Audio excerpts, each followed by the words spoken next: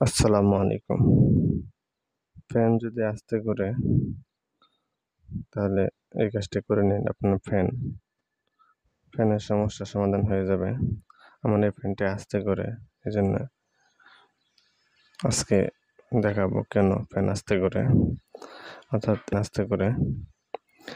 আজকে আমি আপনাদেরকে দেখাবো কিভাবে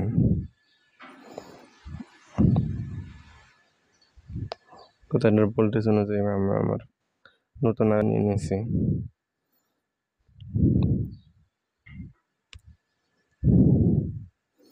দেখে নেন।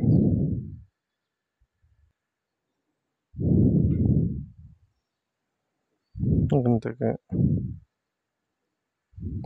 তার আমি করলাম।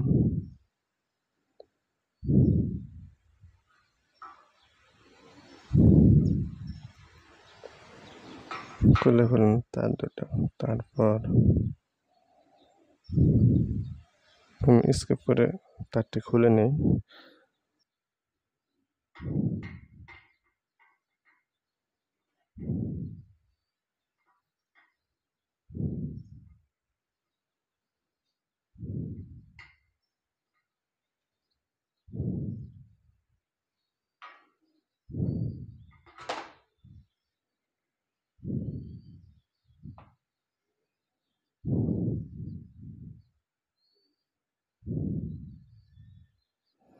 এটা দোকান থেকে কিনে এনেছি আমি 120 টাকা দিয়ে।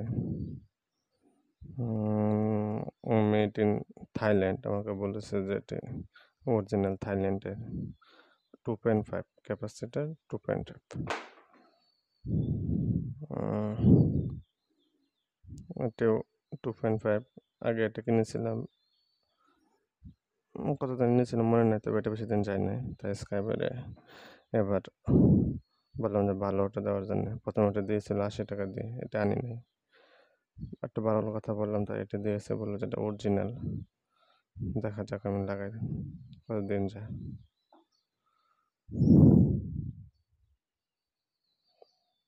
অর্থাৎ এই দুই মাথা,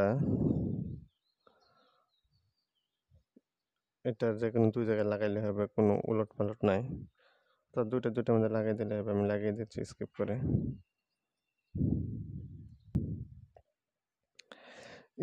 আমি এটি লাগিয়ে নিলাম। উপরে কাভার দেওয়া আছে, এটি দিয়ে এটি মুখ বন্ধ করে দিবেন। তো মনে রাখবেন দুটি তার যেন একসাথে কখনো না হয়। অর্থাৎ সাদা দিয়ে আমি এটি বন্ধ করে দেব।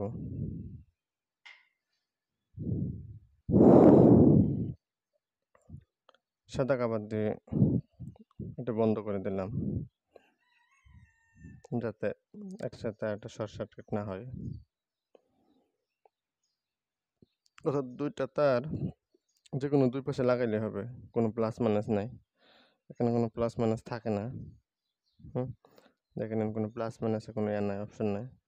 দুটাতে লাগাইলে আমি এটা লাগাই দিলাম।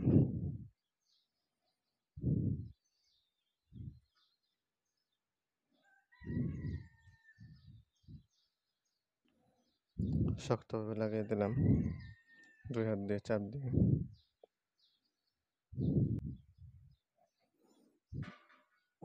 তারপর আগের মতো যেমন ছিল এমনি আমার ক্যাপাসিটার লাগানো শেষ।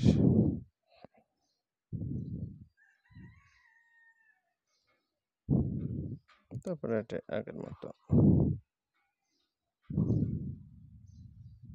ওকে, থ্যাংকস। ওইভাবে লাগিয়ে নিন, আশা করি সমাধান হয়ে যাবে। আমি এর আগেও লাগিয়েছি, এবারে আবার লাগালাম। এই যে আপনাদের ভিডিওটি শেয়ার করলাম, আশা করি আপনাদের কাজে আসবে।